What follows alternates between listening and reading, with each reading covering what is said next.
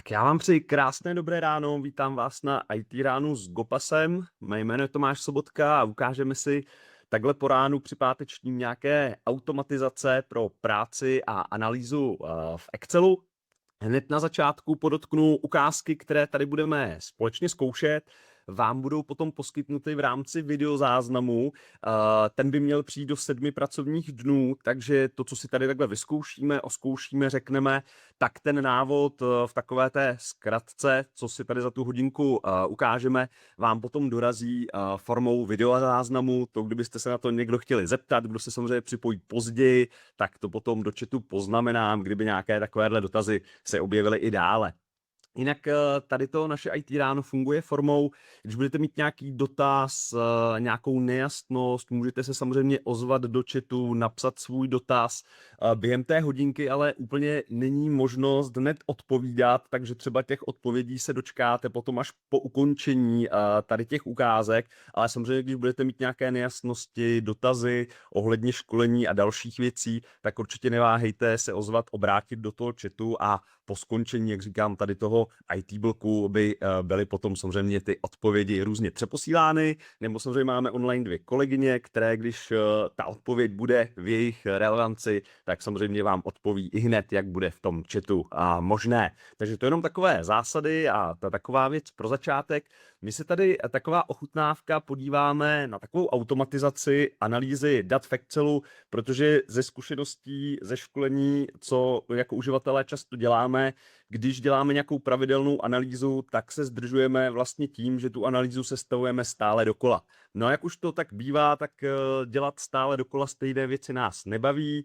Samozřejmě ubírá vám to čas, ubírá vám to nervy, potom opravdu nedáváme třeba příště takový pozor na to, co děláme, jak už to máme zajeté a mohou se tam objevit nějaké chyby, nějaké nesrovnalosti, nejasnosti. Takže když už chci analyzovat nějaká data, tak je dobré si tu analýzu co nejvíce zautomatizovat. Jde to i pár jednoduchými triky a základním tím typem pro zautomatizování tady těch operací je používání takzvaných stylů neboli chytrých tabulek. Já vím, že tady ty styly, někdy se toho někdo bojí, někdo ty styly přehlídne, někdo samozřejmě stylované tabulky používá, ale je to klíč k budoucí práci v Excelu, jak už s automatizací dat, ať už s nějakými potom v budoucnu dotazy, Power Query, dotazováním na externí data, nebo i při práci s takzvanými Power BI desktopy, kde si samozřejmě potom můžete hodnotit nějakými živými dashboardingy,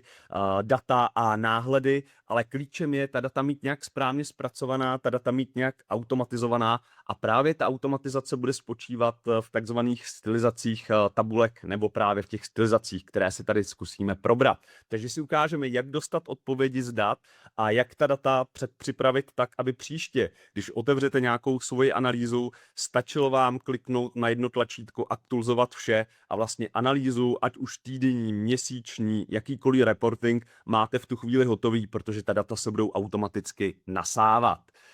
Já vám tady potom samozřejmě, kdo byste přemýšlel i o nějakých zúčastněných přímo kurzech, tak potom tady máte i takhle seznam těch kurzů, které najdete samozřejmě i na webu Gopasu. V rámci školení Excelu je to od nějakých základních kurzů po pokročilé kurzy, pokročilé analýzy, za hranice Excelu, to jsou právě Power Query dotazy, Power Pivoty, anebo samozřejmě i samotný Power BI desktop, kde můžeme potom dělat opravdu ty pořádné reportingy a pořádnou analýzu dat, tak jak by ta analýza ve firmách měla vypadat a tak, jak byste ji potom chtěli samozřejmě používat. No, abychom se dali ale samozřejmě do těch ukázek, já jsem si tady pro vás takhle připravil na tu hodinku nějaký datový sklad. Mám tady soubor Data Excel, ten vám takhle otevřu a vlastně tady v tu chvíli je možnost samozřejmě zpracovávat nějaká data. Data můžu mít někde v CRM systému, můžu mít data někde na SharePointu, v Excelovském souboru, můžu mít data dokonce někde na webu, na databázích, MySQL a tak dále. A potřebuju ta data samozřejmě stahovat tak, aby data odrážely realitu, tak, aby data se nějak automaticky načítaly. A ať už si vytvoříte dotazy, ať už si budete pracovat s daty přímo z Excelovského sešitu, tak vždycky primárně dotazy, která natahují data, nebo primárně data, které chceme v excelovských sešitech jenom přehrávat a znovu přeanalyzovat, tak by měly mít svoji jednotnou základnu a to jsou takzvané ty chytré tabulky. Pod chytrými tabulkami samozřejmě myslíme v Excelu na kartě domů příkaz buď formátovat jako tabulku, kde máte takové ty barevnostní tabulky, možná jeden takový klíč, někdy jdeme těmi příkazy Excelu, otevřeme tuto nabídku, najednou si řekneme, tak ty barvičky se mi nelíbí a jdeme dále. Samozřejmě tyhle ty styly, ano, barví nějak tabulky, ale jejich základem je ne barevnost, kterou vidíte, ale základem je, že jakmile na tabulku aplikujeme takovéhle styly, tak tabulky se začnou chovat jako chytré databáze. Co v sobě potom skýtají, oni se umí rozšiřovat o nové sloupce, nové řádky, protože se schovávají vlastně pod různými názvy nebo názvovými oblastmi. Také potom můžeme vlastně používat takzvané místo ukotvení příček, rolování tabulkou, kdy ty příčky vás vlastně v tu chvíli kotví automaticky. A také můžete potom používat různé celkové řádky a nebo můžete samozřejmě používat tu celkovou analýzu. V té chvíli, když se podíváme tady na tu tabulku, někdo může znát styly tabulek i pod zkratkou CTRL-T, Control Table, kde můžete ty tabulky rychle stylovat i pod klasickými zkratkami.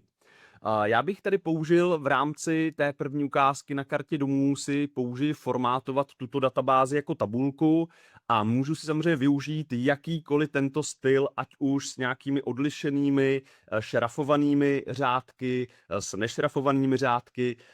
Tu barevnostní strukturu můžete použít jakoukoliv. Vlastnosti, ten styl, to, že se chová jako hlavní databáze pod nějakým názvem, umí se automaticky rozšiřovat, tak to v sobě mají ty stylizace všechny.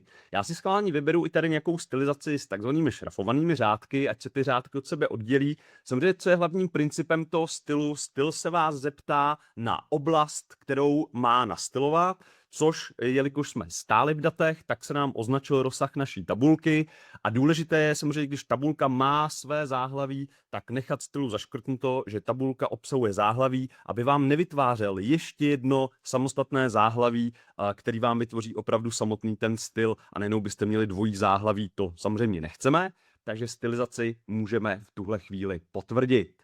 A v tu chvíli, kdy vám vlastně ten styl aplikuje tady ty vlastnosti na tu tabulku, tak stylizační tabulku. První pohled na stylizační tabulku, samozřejmě, když se na ní podíváte, může vám někdo takhle tabulku obarvit i klasickými barevnostmi a neuvidíme hned na první dobrou, jestli se jedná o stylovanou chytrou tabulku, nejedná se o stylovanou chytrou tabulku. Na první pohled to poznáme, když klikneme do stylované tabulky, tak jak už známe komplet v celých officech, když pracujete s tím officeovým balíčkem, jakmile má něco v officech novou vlastnost, nový objekt, přiskakují tam ty ovládací karty. Takže tady se nám ukáže karta s názvem návrh tabulky, kde ta tabulka se dá zpracovávat. Důležitým parametrem, když děláte potom nějaké složitější analýzy a je potřeba ty tabulky a ty databáze mezi sebou rozeznávat, tak je dobré tady ty chytré tabulky si pojmenovávat, protože ty tabulky se samozřejmě automaticky pojmenovávají jako tabulka 1, tabulka 2, tabulka 3, záleží na pořadí té stylizace, jenže když se otevřete zase za měsíc nějaký Excel při dalším reportingu, tak se úplně nevyznáme na první dobrou, co byla vlastně tabulka 1, co byla tabulka 5, nechci to tam hledat, nechci to nikde luštit v Excelu, tak samozřejmě dobré ten název té databáze nebo tady toho chytrého stylu si i hned po vytvoření přejmenovat. Tady by to byly nějaké objednávky, které budeme analyzovat, to znamená, já bych si opravdu potvrdil tu databázi s názvem objednávky.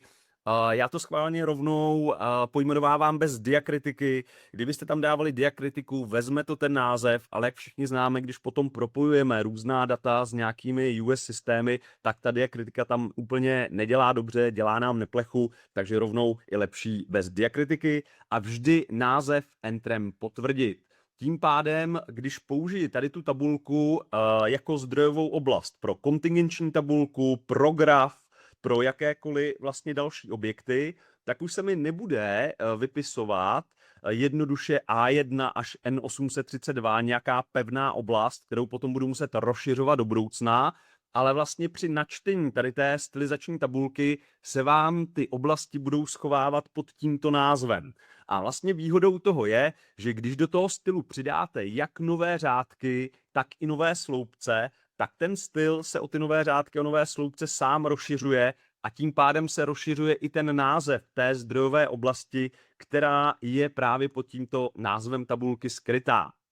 Další jenom úplně mimo tu analýzu, další věcí je, že v těchto chytrých tabulkách, které jsou klíčem k těm hromadným analýzám a hromadným aktualizacím, nemusíte kotvit příčky. Jakmile člověk zaroluje originální záhlaví tabulky, tak názvy sloupců, včetně vlastně filtrací, se vám propisují do hlavního dřívějšího záhlaví s názvy sloupců A, B, C, D.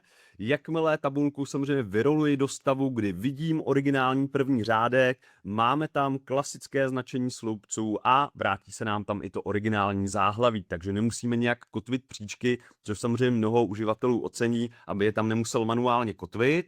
Dalším rychlým takovým typem je, jakmile používám tady ty tabulky, tak když nedělám nějakou hromadnou analýzu, hodně často u základních tabulek sčítáme jenom nějaké sloupce, průměrujeme, získáváme maxima, nějaké odchylky a tak dále, tak tady ta tabulka má na své ovládací kartě návrh tabulky další automatizaci a to je takzvaný automatický řádek souhrnů. Jakmile já budu potřebovat něco propočítat, něco zanalyzovat, zapnu si takzvaný řádek souhrnů a ta tabulka automaticky vytváří celkový řádek pro součty a už samozřejmě funguje tak, že tam nemusím, když to řeknu takhle, hloupě ručně dávat ruční funkce suma, průměr, maximum, minimum, ale pokud by mě zajímala třeba součet dopravného, stoupneme si jako uživatelé do toho celkového řádku, otevřeme vlastně možnosti celkového řádku, které se tam objevují takzvaným výběrovým seznamem a automaticky už si mohu říkat, co mě z toho sloupce vlastně zajímá za ten výsledek.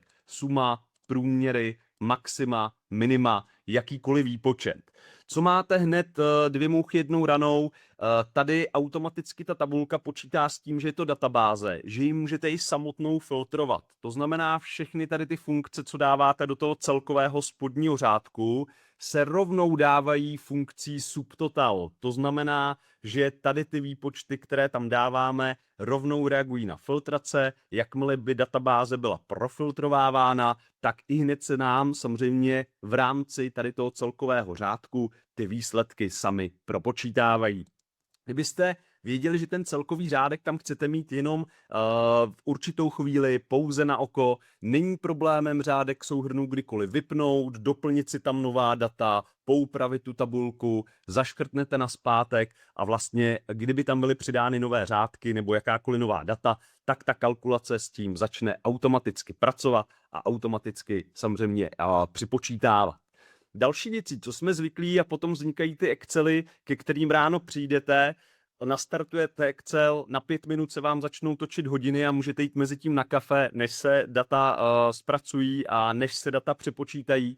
Tak další výhodou těch stylizací, jo, nikdo se jim brání, ale oni mají jenom plusy, klady. My jsme zvyklí, když dáváte třeba do tabulek podmíněné formáty, dáváte do tabulek nějaké vzorečky, které víte, že mají fungovat i na nové oblasti, tak jsme z těch starších Excelů zvyklí, že si prostě vzoreček nebo podmíněný formát, aby mi fungoval i na nová data, dáme na celý sloupec. Že si označíme celý sloupec a teď ten sloupec začneme učit nějaké vlastnosti. Jenže samozřejmě, co si musím uvědomit je, jakmile v Excelu označím celý sloupec, tak označím 1 048 576 řádků. A v tu chvíli, kdy tam dám ten podmíněný formát nebo připravím si tam ty vzorečky, tak samozřejmě Excel přepočítává celý tady ten počet řádků, který ta tabulka má. To znamená, dalším vlastně zjednodušením v tady těch tabulkách je, že podmíněné formáty a vzorce učím jenom ten rozsah toho stylu, a jakmile ten styl do sebe přidá ty nové řádky, tak on si ten podmíněný formát a ten vzorec popotahuje sám pouze o ty nové vyplňované řádky. To znamená, nebrzdí ten přepočet potom nějaké celé listy, hodnocení přes 1 000 000 řádků, ale opravdu fungujeme pouze v tom daném rozsahu a v tom daném zadání. Další věcí, která by vám tam mohla tady v těch stylech samozřejmě potom pomoci, je i právě tvorba vzorců nebo tvorba nějakých dopočtů. Já schválně v rámci ukázky zkusím udělat ten dopočet do posledního sloupce, abychom viděli, že se nám opravdu tady ta chytrá databáze bude sama rozšiřovat. Řekněme, že tady že na to dopravné bychom dostali nějaké bonusy.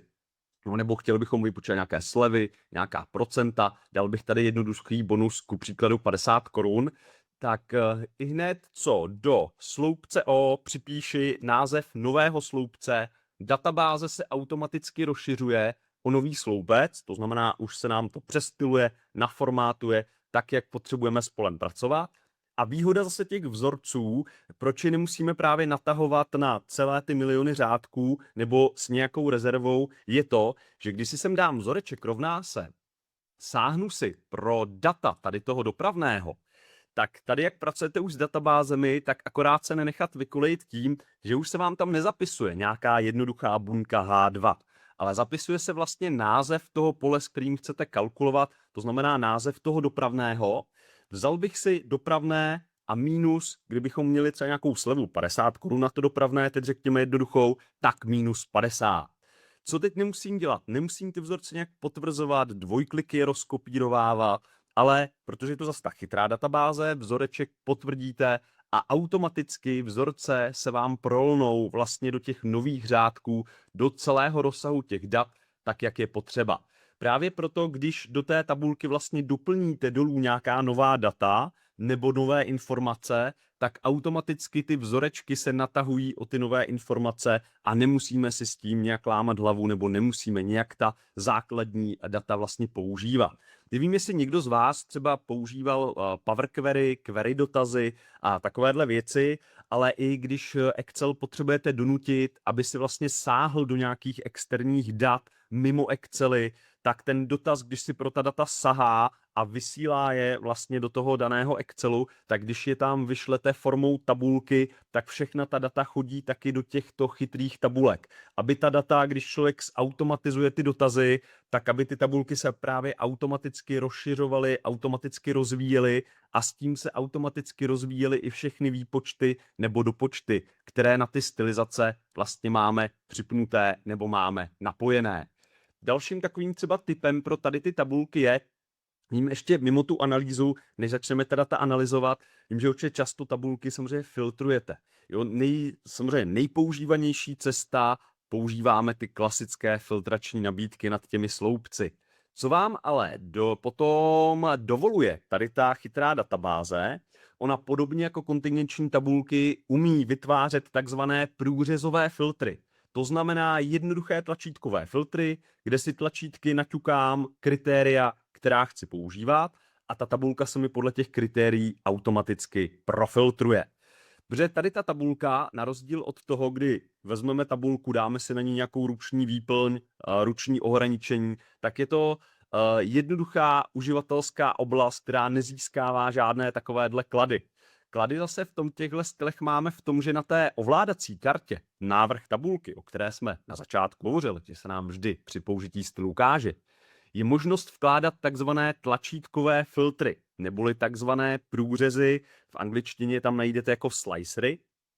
A v té chvíli, kdybych si chtěl tady, dejme tomu, filtrovat ty dané třeba záznamy podle zákazníka a třeba podle města, tak bych si mohl vložit průřezy k této tabulce a to na základě země příjemce, nebo třeba možná, aby to bylo lépe propojené, abyste viděli lepší propojenost, tak já místo toho zákazníka vezmu zemi příjemce a město příjemce, aby tam byla vidět lépe ta návaznost na ta data. A v tu chvíli, kdy potvrdíme tady ty průřezové filtry, tak se objeví tady ty tlačítkové filtry. Určitě jste taky používali, nebo kdo se setkal s nějakou již hotovou, vyhotovenou analýzou, tak určitě ta tlačítka mohou být pro vás připravena. Pokud by ta naše tabulka nebyla úplně sestavovaná od prvního řádku, mohly by být ty tlačítka někde samozřejmě umístěná i nad tabulkou, nad databází.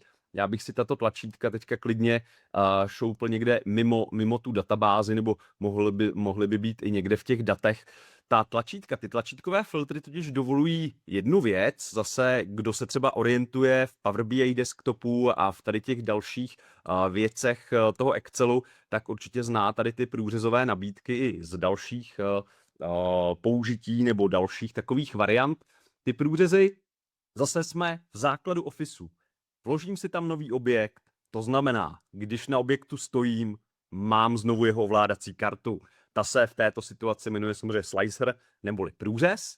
Tyhle ty průřezy si můžete samozřejmě nastavit, kdyby těch variant tlačítek pro filtraci bylo mnoho, tak na základě toho, jak si stanovíte velikost toho průřezu, šířku toho průřezu, můžete si nastavovat, v kolika sloupcích se tlačítka v průřezech mají objevovat nebo mají zobrazovat.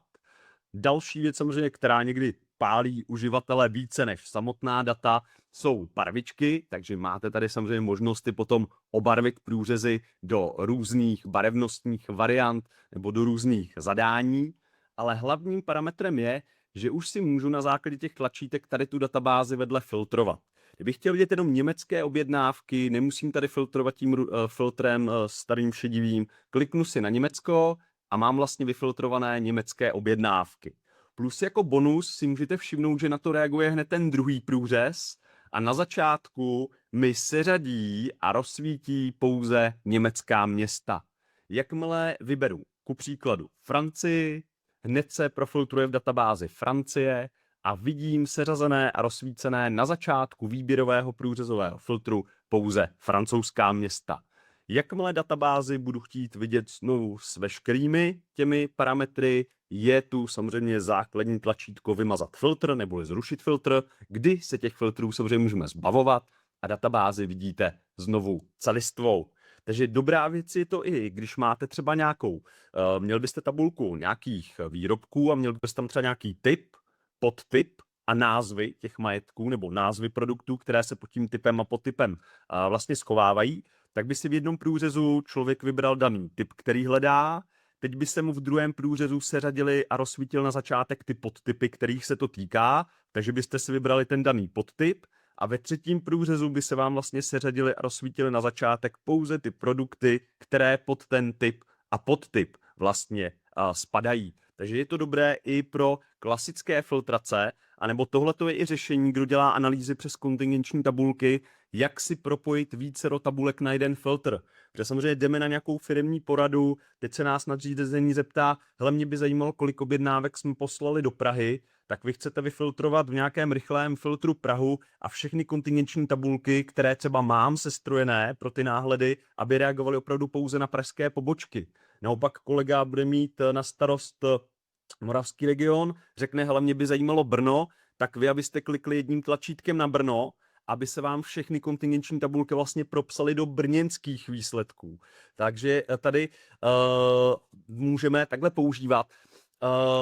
Tabulky, jak píše třeba Jiří teďka, tabulky tam nemají tu časovou osu, tady ty chytré průřezy nebo ty chytré tabulky, ale mají to potom ty kontingenční tabulky. Takže když chceme nahlížet vlastně na ta data už nějakou sumarizací nebo nějakými už součty nebo opravdu hromadnými analýzami, tak plusem je, že ty kontingenční tabulky mají i ty časové průřezy. Ale zase na druhou stranu, jelikož to umí kontingenční tabulky, tak si myslím, že je otázkou času, než to naučí i tady ty základní tabulky, aby šli tím časem taky prořezávat. Musí si ten Microsoft ještě něco nechat v rukávu, aby se licence nakupovaly. Takže si myslím, že tady ty věci, těch se tam ještě dočkáme a že tam budou potom postupně dodělávány s nějakými novými aktualizacemi. Tahle ta věc teďka, proč používat tady ty stylizace? Vy určitě, kdo třeba analyzujete ta data, ať už těmi dotazy, ať už klasickými kontingenčními tabulkami, tak co si budeme říkat, ve firmách se každý týden, každý měsíc analyzují ty data podobně. Akorát se prostě mění ta data, přidávají se ta data. A vy nechcete dělat každý týden, každý měsíc to samé. Vy si chcete otevřít nějakou šablonu, nějaký můstr, kde klikneme na jedno tlačítko aktualizovat vše a všechno se nám propočítá s novými daty, která jsou buď to někam napojená, dotazy, anebo která si tam třeba i jednoduše CTRL v přenesu z nějakého nového reportingu. A teď samozřejmě výhodou téhleté tabulky, proč prostě používá a kdo nepoužívá jako v budoucnu stylovat, je to, že když se rozhodnu z tady té tabulky, z této databáze vytvořit kontingenční tabulku, to znamená tabulku, která mi udělá nějaké celkové náhledy, celkové sumarizace, tak pro mě je výhodou, že ta tabulka si nezapíše nějakou pevnou oblast, ale zapíše si právě název toho stylu. Pozor, kontingenčky. Hodně často se ve firmách setkám, že někdo dělá kontingenčky z celých listů. Že prostě když dělá kontingenční tabulku, tak si označí takhle celou záložku, aby mu to načítalo i nová data. Ale zase tu máte ty mínusy. Znovu, ta kontingenční tabulka začne se prodírat tím milionem řádků, nebo tím přes milionem řádků. A za druhé, vám do kontingenční tabulky najednou začnou přiskakovat sloupce a řádky s názvem prázdné, protože ta vlastně analýza začne reagovat na to, že vy máte přičtená i ta prázdná data pod tou tabulkou. Jo, v některých případech se těch prázdných hlášek někdo zbavuje filtracemi, ale potom, když přičtete nová data, tak se ta tabulka musí vždycky odfiltrovávat nazpátek, zafiltrovávat znovu, nebo někdo na to má samozřejmě připravené nějaké makro nebo nějakou automatizaci, ale tyhle ty kroky jdou obelstít i bez různých maker nebo nějakých kódů. Jo, ono je pěkné mít nějaký kód, nějaké makro, ale problém je, že když potom zdědíme takovouhle tabulku a makra jsme nedělali, tak v té chvíli se něco v tabulce změní, trošku se tam pozmění nějaký cyklus, makro spadne a musíme se samozřejmě do nějakého toho VBAčka. Takže my bychom si mohli ten život usnadnit tím, že si použijeme tady tu stylovanou tabulku a ať už jdete, ona přímo tabulka chytrá má na kartě návrh tabulky, možnost, tlačítko, souhrn pomocí kontingenční tabulky. A nebo samozřejmě tu kontingenční tabulku můžete zadávat i klasickou uživatelskou cestou, to znamená karta vložení a možnost vložit kontingenční tabulku. Já vyberu teda tu možnost klasickou vložení kontingenční tabulky a hned už rozpoznáte vlastně, že ten rozsah těch dat se opravdu ukládá pod názvem toho daného stylu, už tam nemáme žádné ty pevné souřadnice a abych si někde nerozházel ta data, stačí, že tady máme přes nějakých 800 řádků, tak ta data bych si vyslal na nový list, na nějakou novou záložku. Tak v té chvíli vznikne nová záložka kontingenční tabulky, takže tady v tu chvíli, když kliknu dvakrát na ten list, já se ho přejmenuji jako KT1, uděláme aspoň 2 nějaké kontingenční tabulky, ať je zkusíme společně i propojit. A v téhleté chvíli, když se podíváme na ta data, zajímalo by nás ku příkladu, kolik nám ty přepravní společnosti, nebo za kolik nám ty přepravní společnosti převezly objednávky, dejme tomu, do jednotlivých měst zatím. Uděláme tam i takovou hromadnou filtraci. Tak tady by se mi asi líbilo, přepravních společností je méně, měst určitě kam dovážíme po světě, tak je více. Základním pravidlem při těch analýzách je, když používám nějaké datové popisky, tak se snažím dat, kterých je menší počet, dávat jako sloupcové popisky a dat popiskových, kterých vím, že bude větší počet, tak samozřejmě dávat jako řádkové popisky. Protože co by se logicky stalo, když dáme do boxu sloupce nebo do sloupcové varianty data, kterých je hodně, tak se vám z kontingenční tabulky stává široká tabulka, taková nudle, ve které se nikdo samozřejmě nevyzná. Takže přepravních společností, jelikož je méně, tak bych si propsal takhle ty přepravce, bych si přetáhl vlastně do sloupcového boxu kontingenční tabulky, která nám hezky vypíše ve sloupcích přepravní společnosti, které nám jezdí, které máme nasmlouvané.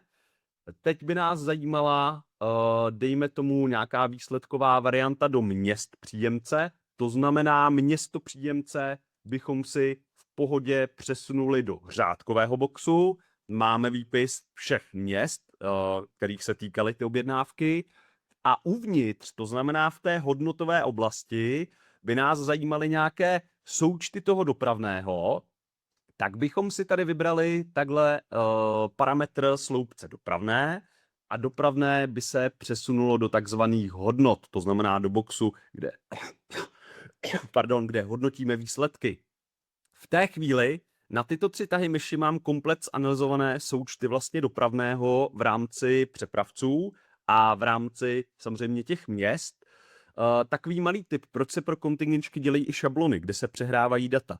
Kdo tvoříte tady ty analýzy přes ty kontingenční tabulky přímo v Excelu, tak víte, že když to do tady toho boxu hodnoty stahujete data, tak on funguje tak, že pokud tam stáhnu čistě číselná data do hodnot, tak automaticky ta kontingenční tabulka dělá součty. Proto to dopravné, jak bylo čistě číselné v té základní databázi, tak vlastně udělalo automaticky součty toho dopravného.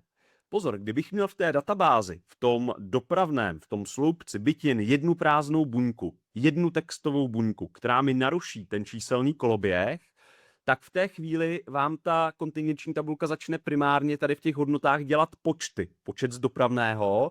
A samozřejmě pokud bychom do těch hodnot přesunuli nějaký sloupec, jehož součástí je text, tak z textu nemůžu dělat nic jiného než počty, takže by vám tam primárně skákaly ty počty.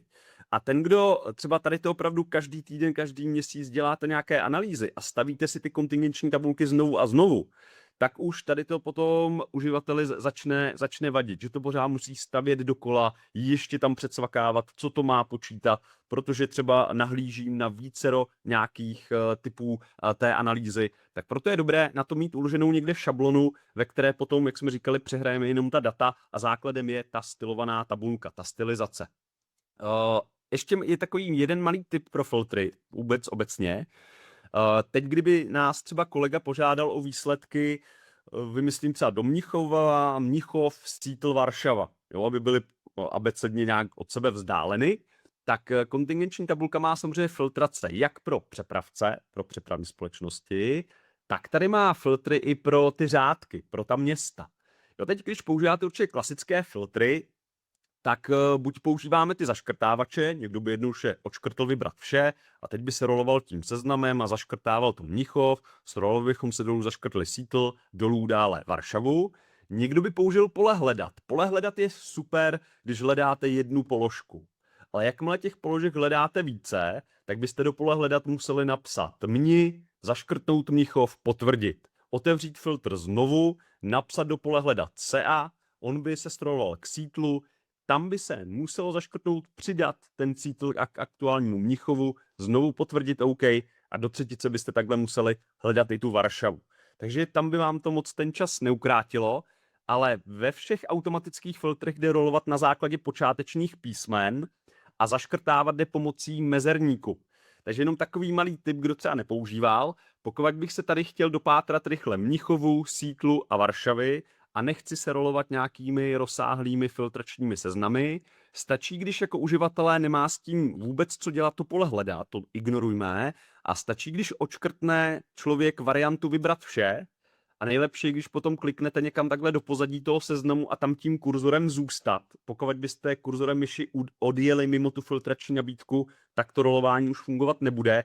A teď opravdu z klávesnice napíšu on se mi stroluje na Mnichov, mezerníkem zafajfkuju.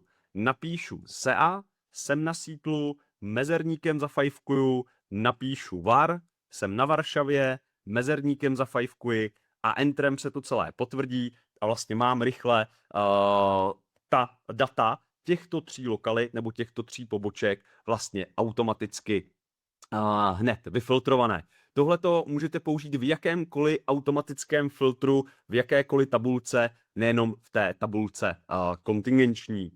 Samozřejmě druhá věc, když analyzuji ta data, tak vidím, že Jan asi nepoužíval, Marian taky ne, tak tady to používat, takže různé ty počáteční písmena. Důležité je teda, abyste odškrtli to vybrat vše a zůstali kurzorem v tom seznamu a už ten seznam můžete takhle prorolovávat, měnit tak, jak je zrovna aktuálně potřeba. Samozřejmě druhou věcí, když už si stavím nějakou šablonu, tak chci vidět všechny statistiky, které mě v té tabulce zajímají. To znamená, nemusí mě zajímat jenom součet, může mě zajímat počet, kolik toho jsme tam vlastně zadali. Ano, prázdná buňka má hodnotu 0, Jakube, jak jsme zadali třeba počty, maxima, minima, průměry. Tak jedna věc, vím, že v Excelu vždycky, abyste se dostali k jednomu příkazu, tak je několik cest. Jo, ale nějaké ty příkazy jsou takové krkolomné, že musíte jít přes nějaké podtabulky, podpříkazy a zase proklikávat x dalších potoken, tak nejjednodušší je všechno ovládat přes ten hlavní model té tabulky. Kdybych si teď řekl, že chci rychle vidět počty, kolikrát jsme tam to dopravné zaplatili, žádná složitost, klikneme tak, jak jsme zvyklí ze všech softwarů. Nevíme kudy, hledáme nějaké příkazy, tak určitě ve všech počítačových softwarech dáváme pravá tlačítka. On už se tam vždycky nějaký příkaz, který nás brkne do oka, ukáže.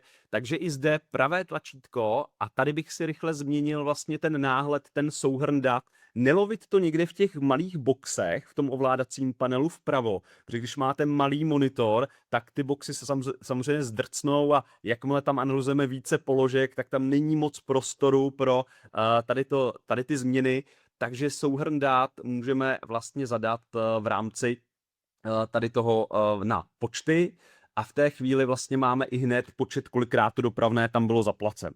Jo, teď samozřejmě přijde druhý kolega a řekne mi, hele, ale mě zajímaly ty součty a ty tam máš ty počty, tak to nebudu přepínat sem a tam, ale kolikrát chci vytvořit nějakou analýzu z nějakých dat, tolikrát si ten sloupec do toho hodnotícího boxu samozřejmě připravím.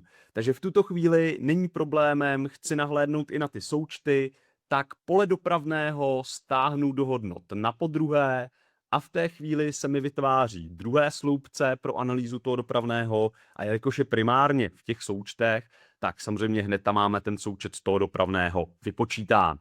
Teď k čemu by nás to mohlo samozřejmě inklinovat, když tam máme počty a součty, tak bychom chtěli dělat třeba průměrnou cenu za převoz do té lokality, tak bych si mohl vzít to dopravné potřetí, stáhnout samozřejmě do hodnot na potřetí a v tu chvíli se teda primárně znovu vytvoří ten součet, ale my už víme, že chceme samozřejmě znát průměry, čili přes pravé tlačítko by si člověk hned ten souhrn dat změnil na ten svůj průměr, který by ho zajímal. A co tam akorát zůstane, tak jak tam byly na začátku ty dva sloupce jmenující se součet z dopravné, tak samozřejmě kontingenční tabulka je taky databáze. To znamená, nemůžou se tam dva sloupce jmenovat stejně. Ona si tam přidala to přízvisko 2, tak to se hned za malou chvíli zbavíme. Druhou věcí, když máte 365 po té nové aktualizaci, tak vám tam už třeba budou naskakovat automaticky ty koruny u těch finančních částek, pokud má i zdroj ty koruny. Ale mě třeba tady, schválně já jsem si to vypnul, odhlásil se, tak mě tam ty koruny teďka nenaskočily. A teď zapomenout v kontingenční tabulce, když chcete, aby se ty formáty propsaly na celé to pole, s kterým pracujete, aby se propisovaly správně i do dalších třeba přidružených záznamů, tak nepoužívat klasický formát buněk. Tady, když budu chtít, aby teď všechny ty součtové sloupce, co se mi napříč tabulkou vytvořily, tedy to součtové pole, chytlo třeba formát účetnický, tak přes pravé tlačítko se nemění formát buněk, protože jak už ten příkaz říká, formát buněk, tak to bych si formátoval jenom tu buňku, na které stojím, nebo ty buňky, které mám označené. Takže v našem případě bychom zvolili přímý formát čísla, takže změníme přímo datový formát čísla polip součtů a jakmile bychom tady vzali ten účetnický formát, potvrdíme, tak se vám to prolévá do všech těch součtů naráz.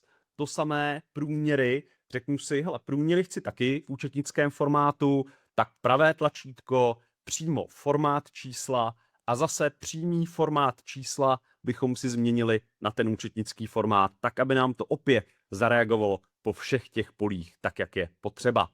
Takže OK a mám hezky dynamicky vlastně formátovaná ta pole a jinak to přejmenování. Já vím, že my teďka analyzujeme tam to dopravné, tak najednou u Jana u toho dotazu, ono jak tady to jsou 3 různé položky, 3 různé vlastně výpočty v těch hodnotách, tak vy ten formát hromadně můžete měnit jenom u každé z těch 3 položek hromadně. Ale nemůžu to vzít, to bych musel brát opravdu už tu oblast těch buněk a musel bych to formátovat vlastně nějakým označením těch buněk, ale zase přes ten hromadný formát čísla a třeba na účetnický formát a v tu chvíli tady mi to naskočí teda i na ty počty, ale v tu chvíli by se to tím pádem také potom rozrůstalo, když to vezmete přes ten formát čísla, ale musím vlastně ten rozsah už označit v té tabulce. Jinak když jste přímo v tom poli, tak protože mám 3 různé výpočty nebo 3 různá pole, tak bych to tam takhle musel měnit vlastně u každého přes ten formát čísla zvlášť, když se na tom poli stojí. Jinak ty potom názvy těch sloupců. Jo, teďka já vím, že analyzujeme dopravné, tak bych pominul to, že tam je to počet z dopravné, součet z dopravné, průměr z dopravné. Chtěl bych tam jenom to počet, součet, průměr pro zjednodušení. Tak zase nikam se nikdy neproklikávat, když si chcete tady ty názvy těch sloupců, kterých počítáte, změnit, tak jednoduše přepíšete jedno to pole, dáte Enter a ono se vám zase přepíše i dál. Jo, tady součet z dopravného si změním pouze na součet, Enter, mám propsané dál ty součty a samozřejmě průměr z dopravné si změním na průměr, Enter a mám propsané ty průměry. Je to úplně to samé, jako kdybyste to měnili tady dolů v tom boxu hodnoty. Akorát, jak jsme říkali, malý notebook, malá obrazovka, teď se tam musím rolovat, hledat ten správný záznam, na něj klikat pravým, přejmenovávat ho, tak je lepší rovnou použít tu tabulku. Samozřejmě v rámci toho, když ta tabulka začne bobtnat, začnete do ní dávat vícero informací, tak samozřejmě už se nám tady z toho stává, když to řeknu tak laicky, taková ta široká nudle. Takže v té tabulce se přestává člověk potom orientovat. Tak určitě, co tady stojí potom za zmínku, je, že jakmile dáte do boxu hodnot vícero položek pro vyhodnocování, tak se vám tady ve sloupcích přímo vytvořila položka hodnoty.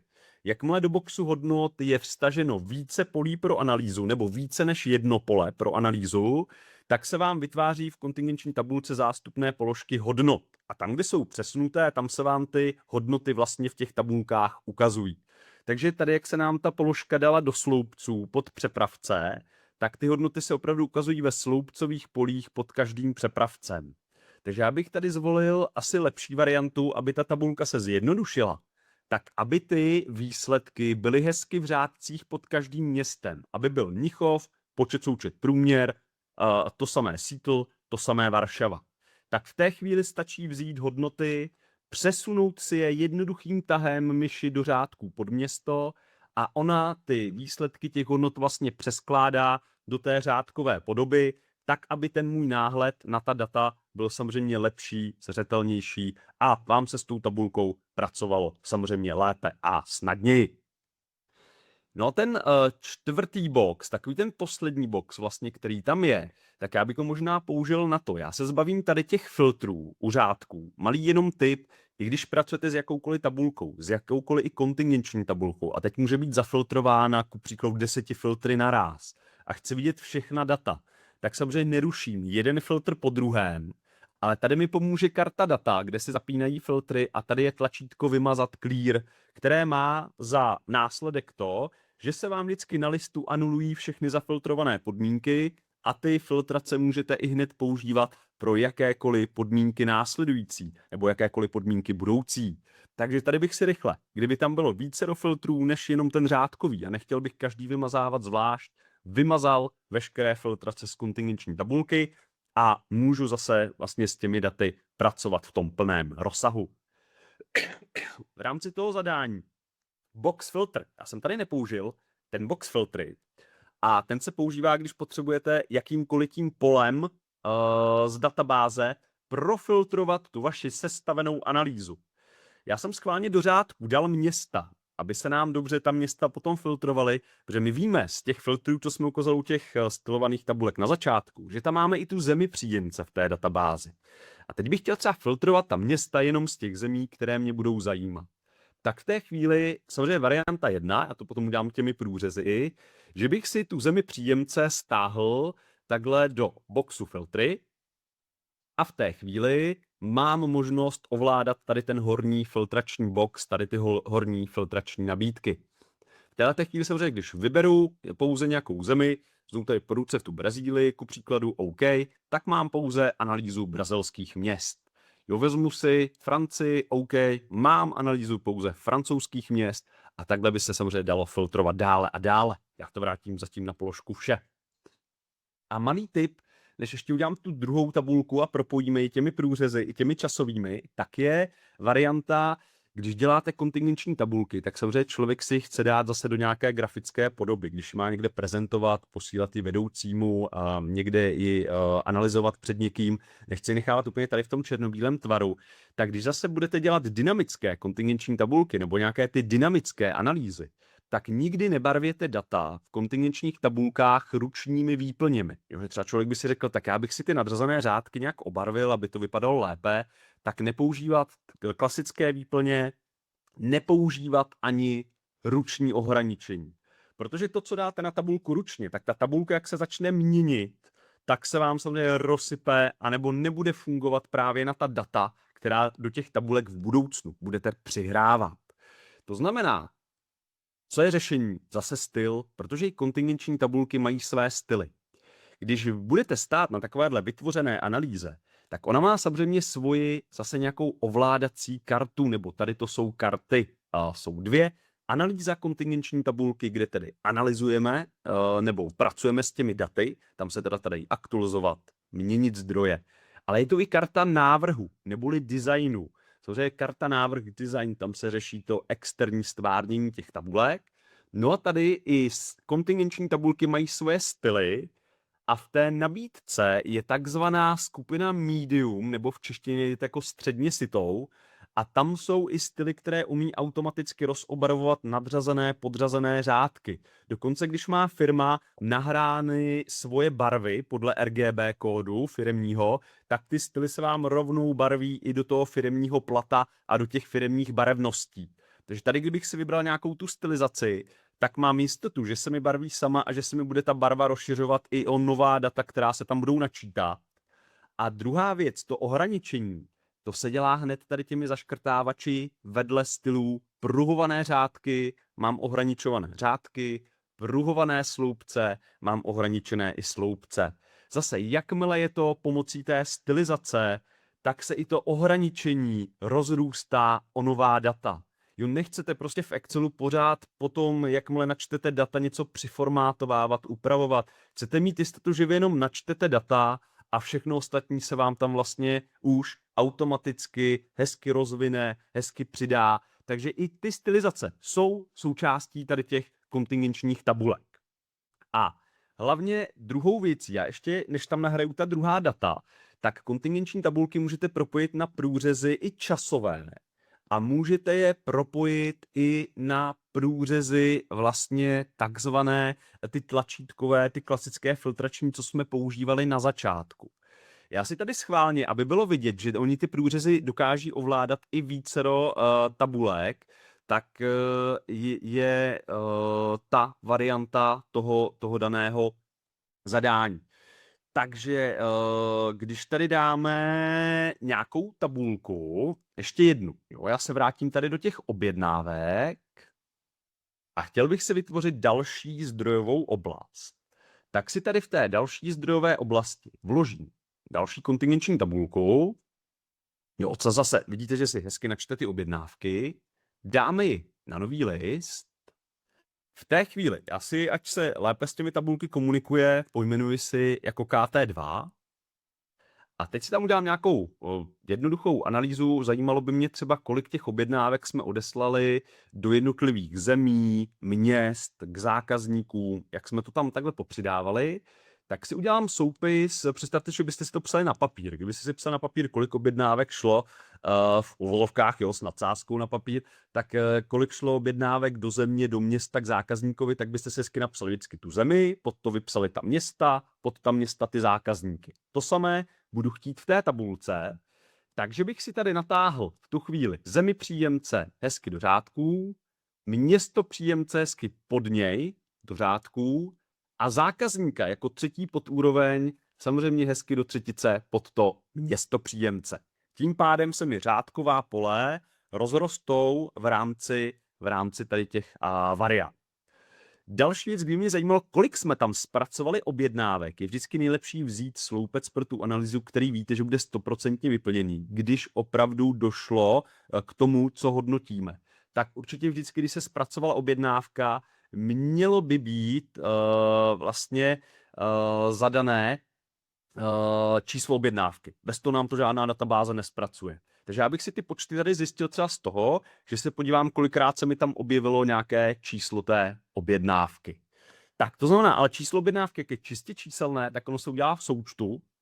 Takže tady bych si ten atribut vlastně těch výsledků souhrn dat změnil na počty, aby mi to udělalo ten počet.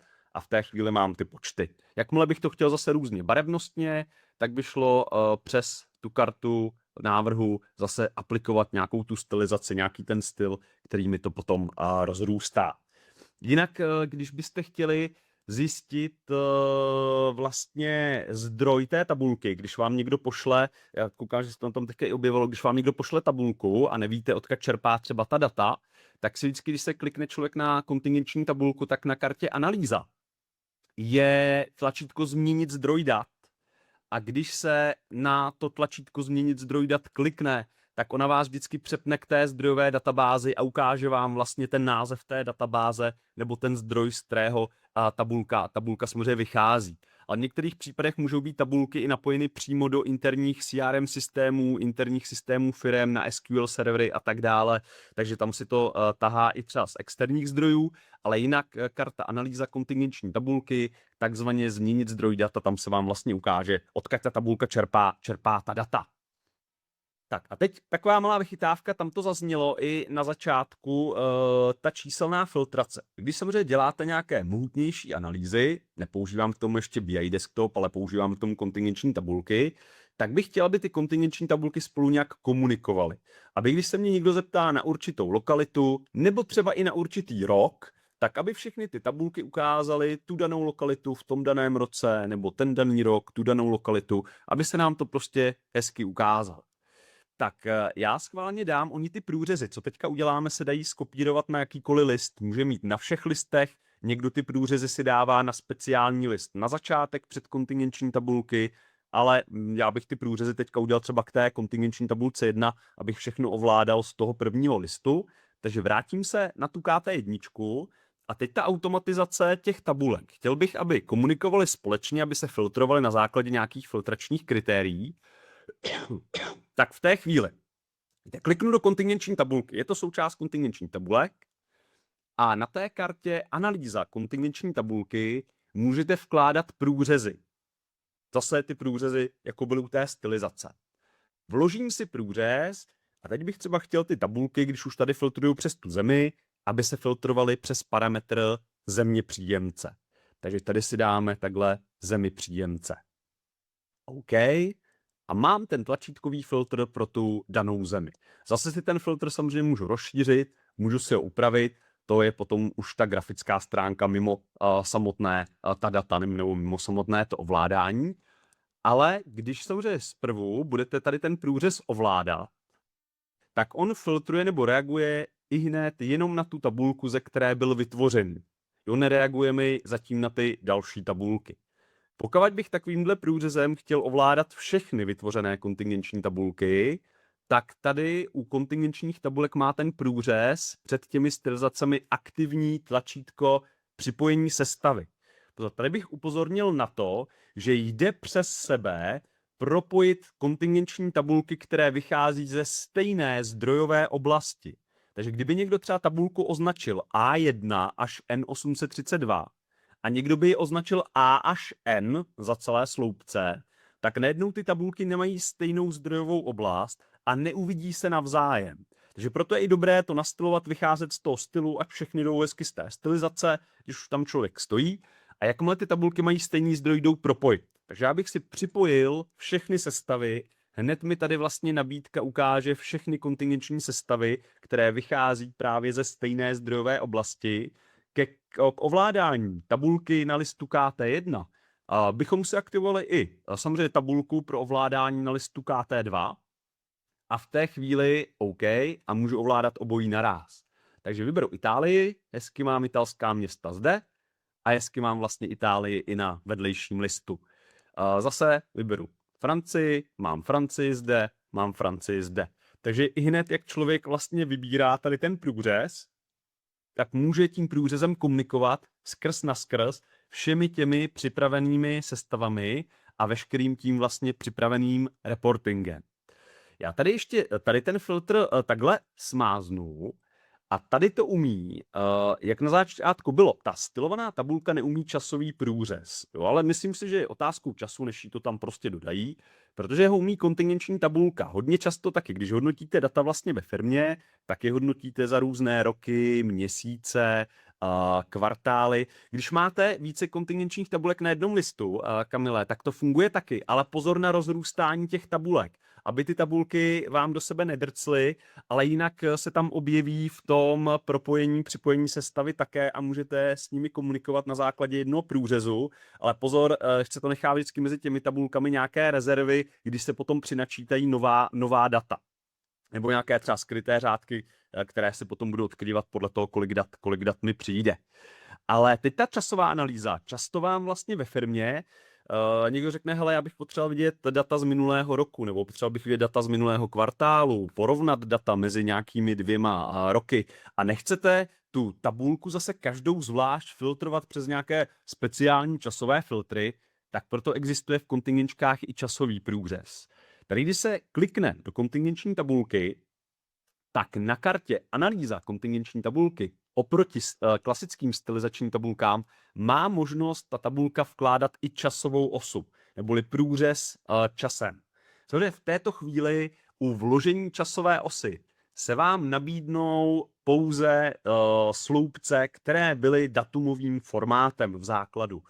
Já bych teďka vzal třeba tady to filtrování podle datumu odeslání, aby mi to ukazovalo ty filtrační časová kritéria podle toho, kdy jsme odesílali, takže vzal bych si takhle to datum odeslání, OK, potvrdím a mám tam pěknou vlastně grafickou časovou osu, pěkný grafický timeline, na základě kterého se dá profiltrovávat teď ta má analýza. Abych trošku zjednodušil ten náhled na ta data, tak tady si můžete vybrat samozřejmě jednotku, po které budete chtít ta data filtrovat, ta data čistit. Vzal bych si tady jednotku teďka těch let a objeví se mi tady vlastně léta 21, 22 a 23. Zase ze začátku ten průřez reaguje na tu originální tabulku, z které byl vytvořen. Takže kliknu na rok 22 a mám výsledky z roku 22. Budu chtít vidět 21, 22, tahem myši vybereme 21, 22 a mám výsledky 21, 22, tak jak tam vlastně je. Když ale budu chtít, aby tady na to zase reagovaly všechny ty tabulky, no tak co uděláme?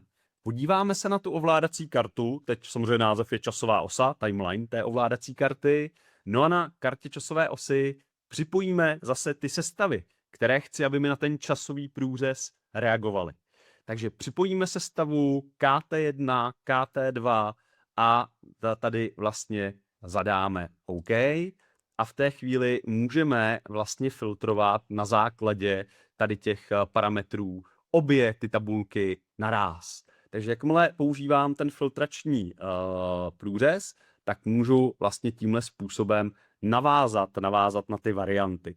Jak vidíte, Jiří, bohužel to nemá ty týdny se potom musí filtrovat přímo s datumy v kontingenční tabulce, že se to dá na dny a řekne se ty po 7 dnech s nějakým začátkem, ale tady ten průřez ty týdny úplně v sobě nemá. Museli bychom to potom brát nějakými úseky těch 7 dní od nějakého do nějakého termínu. Došlo by to, ale je to samozřejmě takové méně přehledné, anebo potom ty týdny by se musely filtrovat v rámci té vnitřní struktury té kontingenční tabulky. Jinak ty průřezy, jak jsem říkal, kdyby je někdo chtěl třeba u každé tabulky, tak je klasicky CTRL-V, vlastně skopírujete i na ty další listy, nebo si můžete CTRL ty průřezy přenést třeba na nějaký první speciální list, kde budou jenom ty průřezy, kde si to vlastně jenom odklikáte a potom budete procházet ta vyplněná data tak, jak by bylo potřeba. Tady u Sony, kdybyste chtěla vidět 2 roky vedle sebe, tak by musela být ale jedna kontingenčka a druhá kontingenčka, každou bychom museli vlastně filtrovat jedním nebo druhým rokem, anebo ty roky bychom museli dát jako popisek do kontingenční tabulky. Že bych si dal vlastně tady nahoru i do sloupců třeba rozdělení na rok 21 na rok 22, a tady, kdybych si nechal ty 2 roky, tak bych viděl vlastně výsledky toho roku 21, 22 v té kontingenční tabulce. Takže musely by být ty roky vynesené ještě někde uvnitř té struktury, aby se mi tam ty roky uměly vyladit. A nebo opravdu, kdyby to byly třeba 2 různé náhledy na nějaká data, tak i ve 2 tabulkách, ale zase je zbytečné dělat 2 tabulky, takže do sloupců by se přenesl ten datum odeslání, se skupil na roky a tady by vám zůstávaly ty roky i ve sloupcích, které byste si vlastně vybrala v tom průřezu. Takže tady by musel to samé potom u Martina vlastně ty roky, kdyby byly zvlášť, musel bych je mít zanesené někde i uvnitř té kontingenční tabulky. Tady když kliknu na tu tabulku, když bych si, já to takhle zmíním, že místo přepravce si třeba to datum odeslání dám do sloupců, tak ono mi to tady vypíše ty roky. A teď, kdybych se vlastně vybral nějaké to období, tak mi to nechá tady takhle popsané ty 2 roky, které vlastně chci vidět uvnitř té tabulky. Ale už bych musel používat strukturu jak tady těch průřezů, které mi vlastně tu tabulku budou čistit na ta jednotlivá léta, anebo bych si musel potom ale ty roky vynést i kamkoliv nad tu kontingenční tabulku, aby mi ty roky v té kontingenční tabulce vlastně zůstávaly. Protože to, co samozřejmě řeší i tady ty průřezy, je to, a s tím se mohl někdo setkat ve starších tabulkách, že to, co vlastně se dávalo dřív tady do těch filtrů, tak nešlo už dát do řádků nebo do sloupců. Takže ve starých tabulkách to, co jste používal jako filtrační kritérium, nešlo potom použít ve sloupcových anebo v řádkových variantách. To znamená, že člověk na to musel jít tak, že si to rozdělil, anebo tady to právě řeší ten průřez. Protože to, co vydáte do filtru toho průřezu, můžete mixovat kdekoliv ve sloupcích, v řádcích dále, protože vám to vlastně zbytečně nezaplňuje tady ten filtrační box, takže v tu chvíli jde vlastně tady to používat i v kombinaci s tím filtračním polem. A ta poslední věc, kdybychom chtěli mít vlastně, jde to potom, Jakube, u toho, když to načítáte z nějakých externích dat, tak tam udělat nějaký ten query dotaz a potom normálně na těch 2 listech, kdy jsou ty průřezy, tak je můžeme aplikovat na nějaké ty 2 kontingenční tabulky, které by vycházely z nějakého externího zdroje. Ale nemůžu třeba potom tady to propojení dělat na těch stylovaných tabulkách, musím už nějaké ty dotazy přímo navést na ty 2 listy do kontingenčních tabulek a potom, když to jsou ale 2 různé dotazy, tak by to propojit nešlo. Musí to být nějaký stejný dotaz a dělat z něho 2 náhledy. Když to má 2 ty zdroje, 2 různé ty zdroje, tak ty kontingenční tabulky se potom nevidí navzájem. Tady, jak to uvidíme, že vedle je to filtrované? No museli bychom si buď to tady dát ten průřez taky, nebo mít někde ty filtry zanesené, anebo musíme vědět, že to je propojené. Takže nejlepší u Pavola by bylo ty klidně průřezy skopírovat na všechny ty listy, aby na každém tom listu se ukázalo, jaký ten rok tam je filtrová. Protože samozřejmě, když ty filtry tady mít nikde nebudu, tak nebudu tady mít někde vynesen datum, tak neuvidím, že to je přímo do toho roku. Takže řešení by bylo třeba Ctrl+C, Ctrl+V, si ten daný průřez překopírovat na všechny ty listy a jakmile byste si vybral určitý ten rok na tom prvním, tak ono by se vám to zobrazilo i v těch dalších průřezech na těch dalších listech, které tam jsou vlastně k dispozici. Tak a teď ještě taková ta poslední ukázka, že už přesahujeme trošku tu hodinku, ale jestli máte ještě čas, tak ta poslední ukázka, proč jsme vůbec vycházeli z toho stylu. Takhle byste si udělali pořádný reporting, 5, 10 kontingenčních tabulek, podle toho, co všechno budete potřebovat počítat a uložili byste si to někam jako šablonu, jako můstr. Jo, a teď za týden, za měsíc vám přijdou nová data, tak v té chvíli ta nová data byste chtěli přehrát nebo nahrát. Tak já tady schválně jsem si nastavil nebo přidal jsem si tady takhle ještě Excel data test, který si otevřu a berte to, že by mi přišla nějaká nová data na novou analýzu. Co udělám s tou šablonou? Ten styl je chytrý v tom, že když si otevřu tu svoji šablonu pro tu analýzu, označím si tady ten první řádek těch dat, když bych je nechtěl přidávat, ale chtěl bych opravdu udělat úplně novou analýzu. Ctrl Shift, šipka dolů s kratkou, abych nemusel tahem myši. Ctrl Shift, šipka dolů. Si označím zbytek těch řádků a ty si jednoduše smáznu. Styl je chytrý v tom, že on, když z něho vyprázdníte data, tak se tam ponechává s tím prázdným řádkem, který čeká na načtení nových dat. Takže já bych si vzal ta nová data, co mi někdo přeposlal, ty bych si vlastně nakopíroval Ctrl+C, šel bych tady do toho můstru, klikl do A2 Ctrl+V, styl si krásně rozprostře novou oblast dat a jediné, co udělám, je, že na kartě data řeknu všem tabulkám, ať se aktualizují. Takže takhle vlastně přehrajete pouze ta data za týden, za měsíc, zaktualizujete všechna ta data a ten reporting, hned vidíte, tak hned si tam bude ta data v tuhle chvíli načítat a přenačítat. Jo, takže tady se mi objevily i roky 24, 25 v té tabulce, ty tam předtím nebyly. A mám vlastně tabulku rozrostlou o nová data nebo o nové náhledy. Takže tohle to je i síla těch stylů jako zdrojů, že prostě tu stylizační tabulku, buď to tam dokopírujete, nová data pod ní, anebo prostě ta stará data vymažete, nahrajete tam nová data a zaktualizujete komplet všechny ty tabulky, vlastně, které tam vycházely, nebo které jste chtěli mít, nebo které tam byly vlastně zadány. A tady ještě k tomu jednomu dotazu, jenom takový rychlá ukázka ještě, kdo by chtěl vidět ta procenta třeba mezi roky, nebo procenta mezi nějakými ať to jsou už i kategoriemi roky, čímkoliv.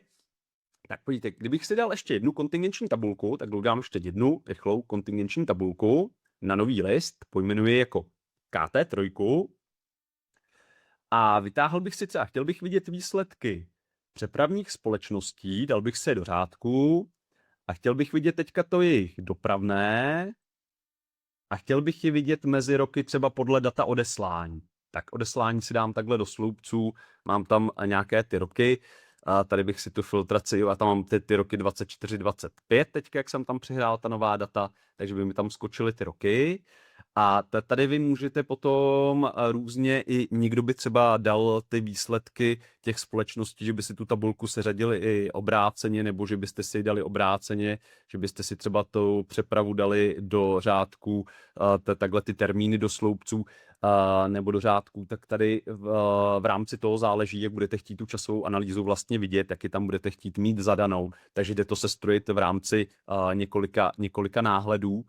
A tady samozřejmě potom jdou ta data potom i takhle rozevírat. Kdybych chtěl ty součty u těch celkových variant, tak pravé tlačítko, souhrn za roky, ona vám spustí ty souhrny za roky.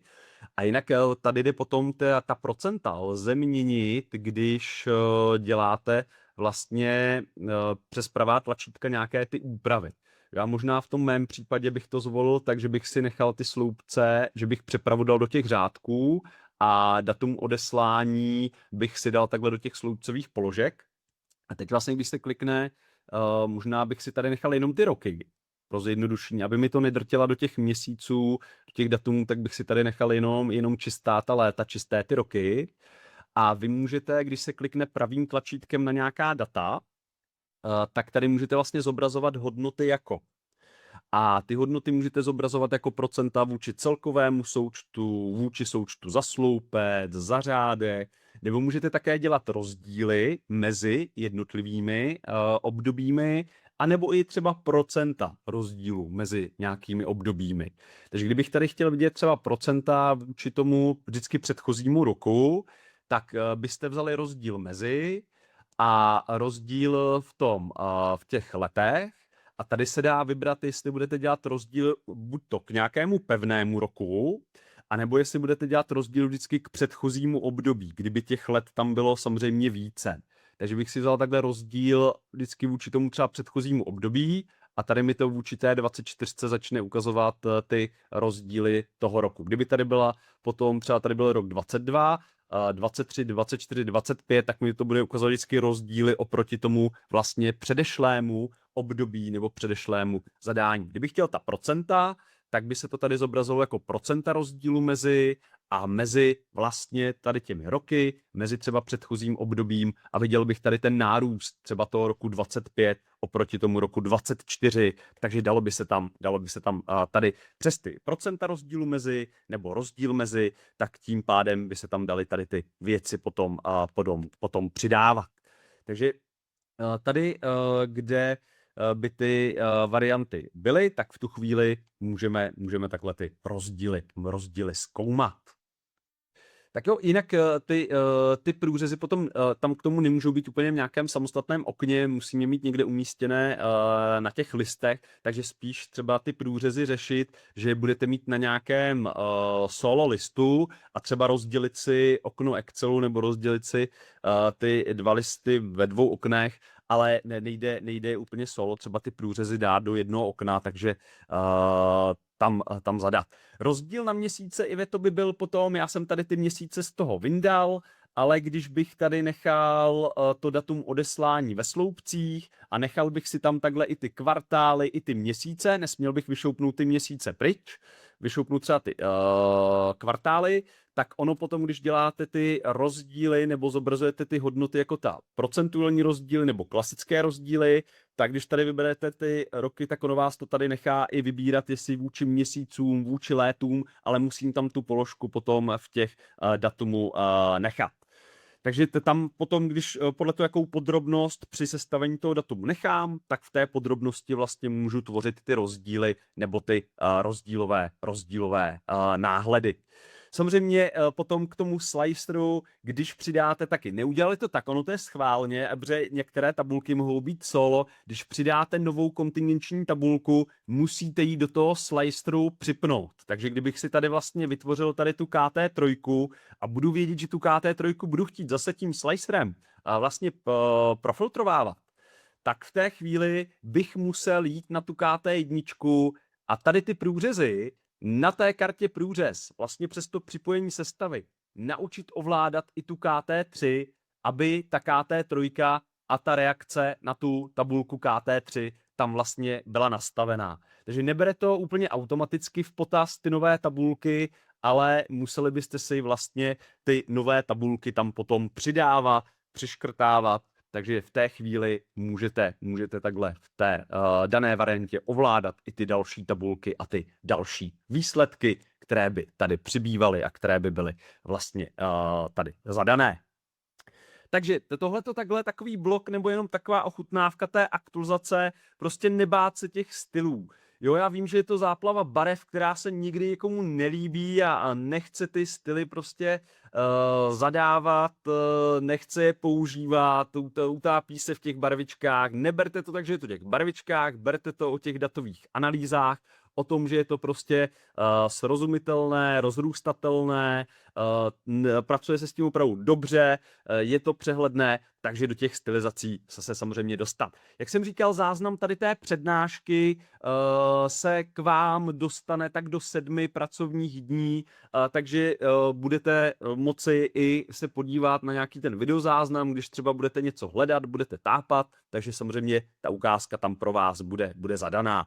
Ještě po tom školení, jak jsem říkal, kdyby tady byly ještě nějaké dotazy, na které jsem nezareagoval, tak vám tam když tak odpovím tady i po tom našem meetingu, takže komu jsem třeba neodpověděl, tak se ta odpověď tam samozřejmě v chatu může ještě ukázat.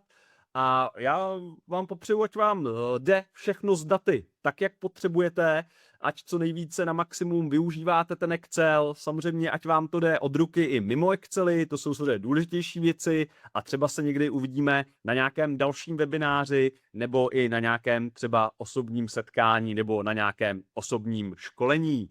Takže jelikož máme ten pátek, tak vám přeju hezký víkend, ať data vychází, ať vám vychází hlavně tak, jak je potřeba a někdy příště zase na viděnou, naslyšenou, jak říkám, na dalších, buď to meetingsích, anebo i při nějakém tom osobním setkání. Takže mějte se a nashledanou.